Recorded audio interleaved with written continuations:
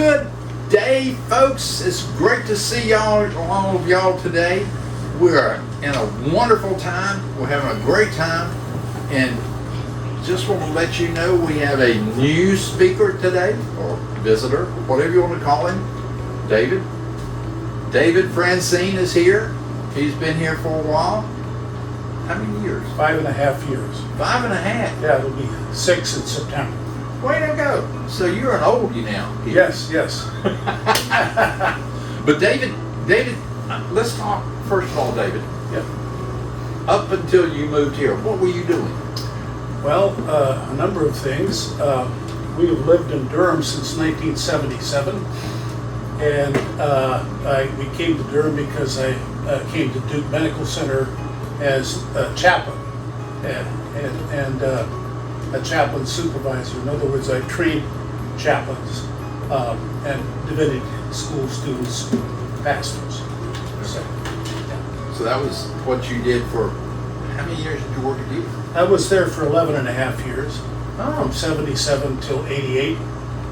Yeah, and during the time at Duke, I did a second master's at the divinity school in pastoral psychology, and I also got into psychoanalytic stuff and psychoanalytic training and pastoral counseling. Really is what I did for the next 11 years.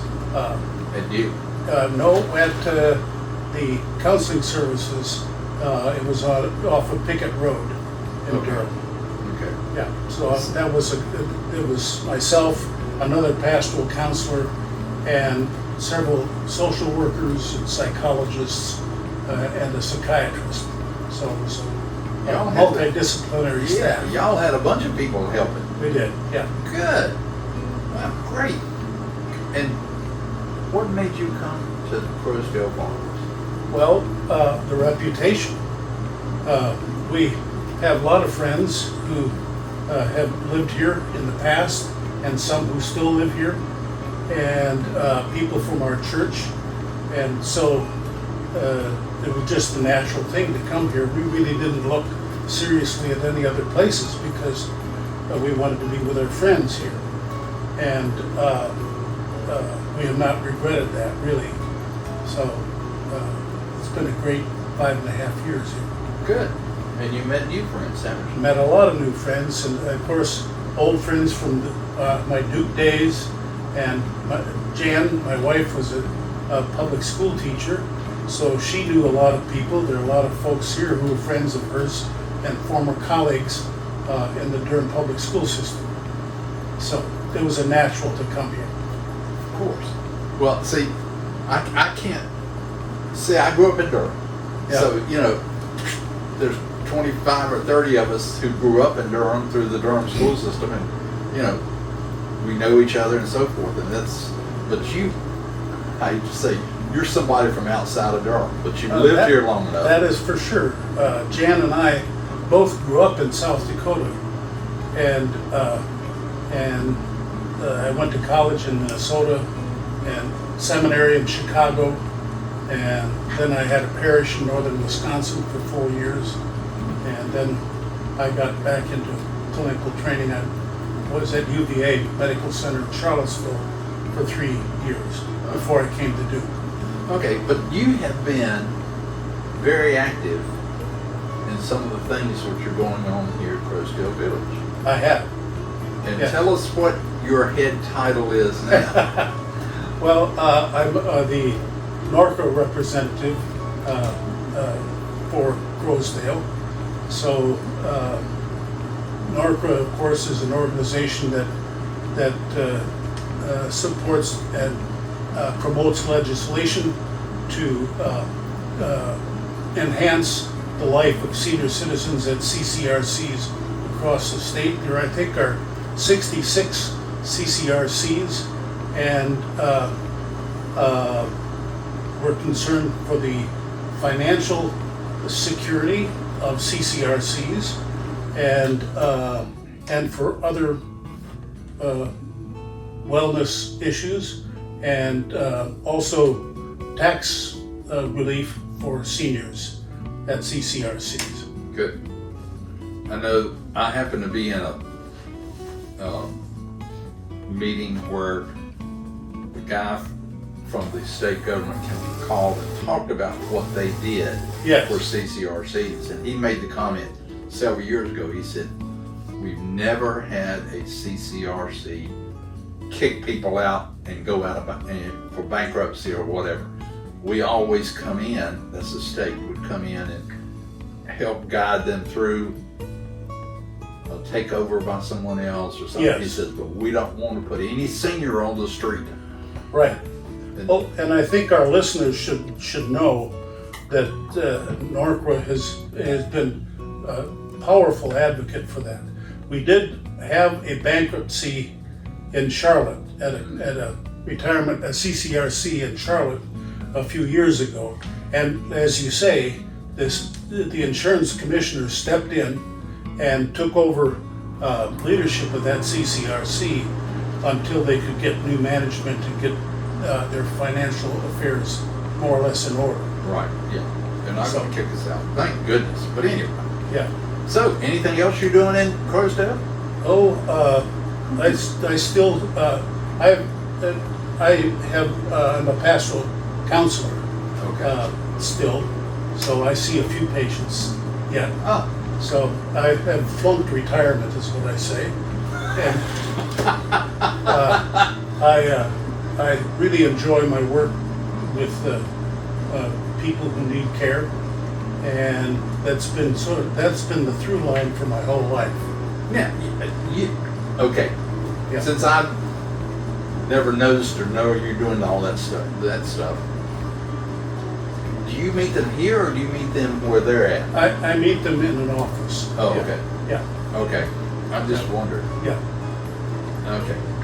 Good. Let me ask this question. Sure. Do you take, I know you probably take Methodists, but what about the Baptists and all these other people who are preaching? Well, that raises an important question about pastoral counseling or pastoral psychotherapy. Pastoral counselors do not evangelize. So, and we are not fussy at all about what denomination or lack of denomination a person might have. Yeah. We are concerned with the pain that people might be living with, and we want to meet people where they are with their needs and help them along. Good. I'm assuming that each one of those is different time length. Yes, and because of my psychoanalytic training, I tend to work longer periods of time with people. And I tend to work with people who have, in some cases, very deep-seated issues, some that require lifelong psychotherapy. Ooh. So, of course, a lot of the people I see end up being brief because of what their issues are. And then there are other people who, well, one of my things that I've enjoyed is keeping people out of psychiatric hospitals. Ah. Okay, so what I do helps close the revolving door that fairly sick people have with psychiatric hospitals. So, for example, the person I'm seeing now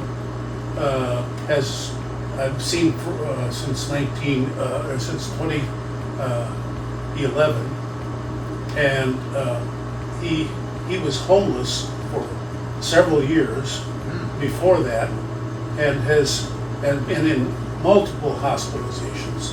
And since I've seen him, he's been hospitalized once. So what I do certainly helps him, but it also saves tax dollars and medical expense that for these kind of people fall back on taxpayers. Right. Yeah, that's interesting. I'm glad you're doing what you're doing. Well, thank you. Good. But anyway, we have people here at Crowsdale that probably need your services, but a lot of them aren't religious, but anyway. Well, that doesn't make a difference as far as I'm concerned. Yeah. I mean, I've also been very involved. I'm a Lutheran pastor, and for 16 years I was on the candidacy committee in the North Carolina Synod of the Lutheran Church, which is a committee that oversees people preparing for ministry. So that was a very important part of what I did. You've done a lot of things, David. Yeah, I was a parish pastor on a seminary. I had a congregation in northern Wisconsin for 4 years. And while I was in seminary, before that, Lutherans do a third year that is an internship year, or a vicarage as it is sometimes called. For my internship year, I did a year of clinical pastoral training at Elgin State Psychiatric Hospital in Elgin, Illinois. I went to seminary at the Lutheran School of Theology in Chicago. So I worked with long-term psychiatric patients. And while I was there, this was in the 1968-69 academic year, the laws changed so that people could not be hospitalized against their will unless they were a danger to themselves or to other people. So that law was beginning to get implemented, and it got implemented after I left the hospital, that training year.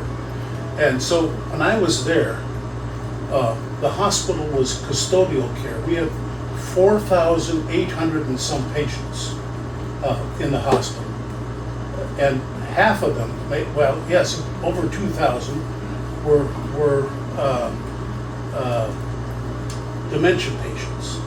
And this is before we had the diagnosis for Alzheimer's, okay?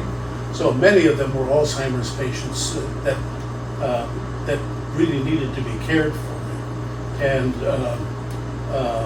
who would be helpless on their own. Right. And then the others were chronic mentally ill people. And in 1968-69, psychopharmacology was not what it is today. So there were limits to the number of medications and the effectiveness of medications for patients. So I saw many of my patients had been there 20 years. And that's hard to imagine in this day and time. So I left in the summer of '69 and went back for my last year of seminary. And then in 1970, I was ordained and went to the parish. So while my first year in the parish, I came back to visit the staff at the chaplain's office at Elgin State. And the census at that point had gone from 4,800 to 480 patients. Ooh. Yeah. So it's hard for people to understand how much change has happened because of that one piece of legislation. And what the results of it were in some cases very positive. The dementia patients were placed in nursing facilities, long-term care nursing facilities, which is what they needed, okay? However, the long-term chronic schizophrenic patients were placed in halfway houses, okay? Which was a sick joke, really. Yeah. Because they didn't stay there very long, and they became what we now know as our homeless population. Now, not every homeless person is psychotic, but a number of the chronically homeless people are long-term psychiatric patients. And they prefer living in a box under a bridge. They don't want to be cared for in facilities. And it's really a tragedy to see what happens with them. Let me ask one more question before we run out of time. What is NORCRA looking at today about to help those of us who live in continuing care communities? Well, as I think you know, Norco achieved a major milestone in passing a legislation, which passed, by the way, unanimously in both the House and Senate, and was signed by the governor a year or so ago, that really improved the power of the state insurance commissioner to step in, to provide oversight to CCRCs, to require them to submit reports annually about their financial status and so on. And this will go a long way toward preventing bankruptcies like what happened at the facility in Charlotte a few years ago. Yeah. What is happening now, to speak more to your question, is that we're following up there some tweaks in the legislation that we want to fine tune, and that's what we're about at this point in terms of legislation in support of CCRCs across the state. And we really, as a person who lives in CCRCs, thank you. Well, because I know that helps us a whole lot as residents. Well, and I think one of the people you should really thank is Skip Kingan. Skip, of course, is here at Crowsdale with his wife Jeannie, and he has been one of the key people in the state for the lobbying and the development of the bill that passed, and the seeing it through the legislature to passage. So, will do. Okay. Yes. Dave, we appreciate you stopping by and talking to us for a few minutes, or wherever long it took. I mean, that's okay. I've learned a lot. Well, thank you. Which is great. You know, when you get old, you don't learn things all the time. Well, you can, though. Yes, you can. Yes, and I think it's important to do that. Try to do it, yes. And doing that also prolongs your mental acuity into old age. So I figure I'm already into old age. Well, you know, you and me both, right? Correct. Right. Dave, thanks for coming by. We appreciate it. For having you folks have a great day.